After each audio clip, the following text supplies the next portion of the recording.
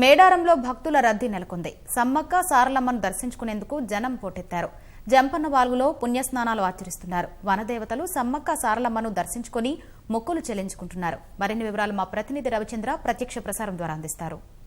జాతర కళ వచ్చేసింది. పెద్ద సంఖ్యలో ఇవాళ మేడారానికి భక్తులు పోటెత్తారు. ఎటు చూసినా కూడా భక్తులే కనబడుతున్నారు. వివిధ ప్రాంతాల నుంచి భారీగా వచ్చినటువంటి భక్తులతో మేడారం పరిసరాలన్నీ కూడా కిటకిటలాడిపోతున్నాయి.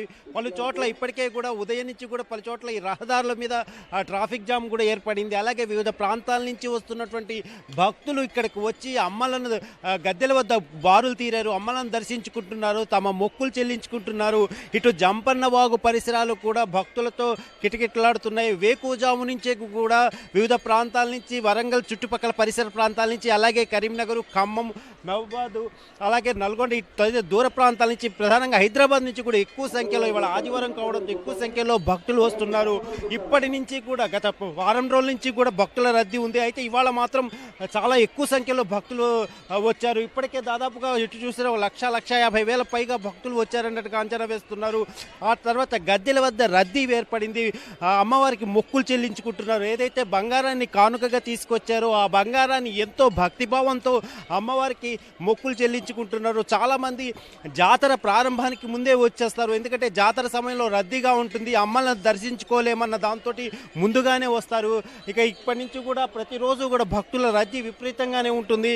మేడారం జాతర వచ్చే నెల ఫిబ్రవరి 5 నుంచి 8 వరకు 4 రోజుల పాటు అంగరంగ వైభవంగా జరగనుంది. జాతరకు ముందే పక్షం రోజుల ముందు నుంచి కూడా ఈ రద్దీ కొనసాగనుంది. ఇవాళ కూడా పెద్ద సంఖ్యలో భక్తులు వచ్చారు, అమ్మలను దర్శించుకుంటున్నారు. తమ కానుకలు, పసుపు కుంకాలు అమ్మ గద్దెల వద్ద సమర్పించి తమ మొక్కులు చెల్లించుకుంటున్నారు. అలాగే ఇంకా చాలామంది ఇప్పటికీ ఇక్కడ గద్దెల వద్ద ఎంతమంది ఉన్నారు, ఇంతకు 200-300 మంది చాలా పరిసర ప్రాంతాల్లో ఉన్నారు. వచ్చిన వారంతగా ముందుగా జంపన్న వాగులో పుణ్యస్నానాలు ఆచరిస్తున్నారు. అలాగే తలనీలాలు కూడా భక్తులు తలనీలాలు కూడా అమ్మవారికి సమర్పించుకుంటున్నారు. అక్కడ స్నానాలు చేసి అక్కడి నుంచి కూడా నడుచుకుంటూ వచ్చి ఇక్కడికి అమ్మ గద్దెల వద్దకు వస్తున్నారు. వీరంతా కూడా మొక్కులు చెల్లించుకొని తిరుగు ప్రయాణం అవుతున్నారు. ఇక ఇవాళ జాతర ఏర్పాట్లను పరిశీలించడానికి కొద్దిసేపటి క్రితమే సిఎస్ ప్రభుత్వ ప్రధాన కార్యదర్శి సోమేష్ కుమార్, అలాగే డీజీపీ మహేందర్ రెడ్డి కూడా వచ్చారు. జాతరలో జరుగుతున్న ఏర్పాట్లు అంటే ఇంకా కేవలం 15 రోజులే ఉంది కాబట్టి ఇప్పటికీ జాతర ఏర్పాట్లు కొంత ఆలస్యమే అయ్యాయి. కాబట్టి వేగవంతం చేయడానికి ఇప్పటివరకు జరిగిన ఏర్పాట్లు ఏమిటి, ఇంకా జరగవలసినటువంటి ఏర్పాట్లు ఎప్పటిలోపల పూర్తి చేయాలి.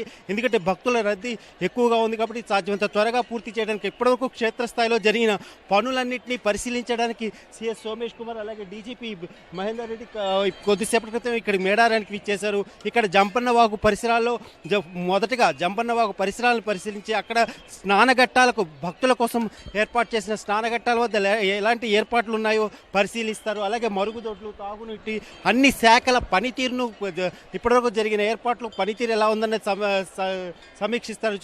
చిలకలగుట్ట కూడా వెళ్తారు, అక్కడ ఎలా ఉంది అన్నది సమీక్షిస్తారు. సాయంత్రం వరకు కూడా ఇటు సిఎస్ అలాగే డీజీపీ ఇక్కడే ఉండి భద్రతా ఏర్పాట్లు ఎలా ఉన్నాయి, ఇంకేం కావాలి, ఏమేమి చేయాలన్న ఏర్పాట్లన్నీ చేస్తారు. అలాగే అధికారులతో తర్వాత సమీక్ష జరుపుతారు, చేయవలసిన ఏర్పాట్లు చేస్తారు. సాయంత్రం 4 గంటలకు వారు ఇరువురు తిరిగి హైదరాబాద్ వెళ్తారు. ఆ తర్వాత ఇక ఈ రద్దీ మాత్రం ఇప్పుడు మరి కాసేపట్లో మరింత పెరగనుంది. ఎక్కువ సంఖ్యలో భక్తులు వచ్చి అమ్మలను దర్శించుకునే అవకాశం ఉంది. ఆ తర్వాత క్యూ లైన్లు కూడా ఇప్పటికే చాలామంది భక్తులు క్యూ లైన్లో బారులు తీరారు. ఇంకా చాలామంది వస్తున్నారు. వచ్చిన వారు వచ్చినట్టుగా దర్శనాలు చేసుకుంటున్నారు. అలాగే జంపన్న వాగు పరిసర ప్రాంతాల్లో కూడా ఎక్కువ సంఖ్యలో భక్తుల రద్దీ కనబడుతోంది. Over to studio.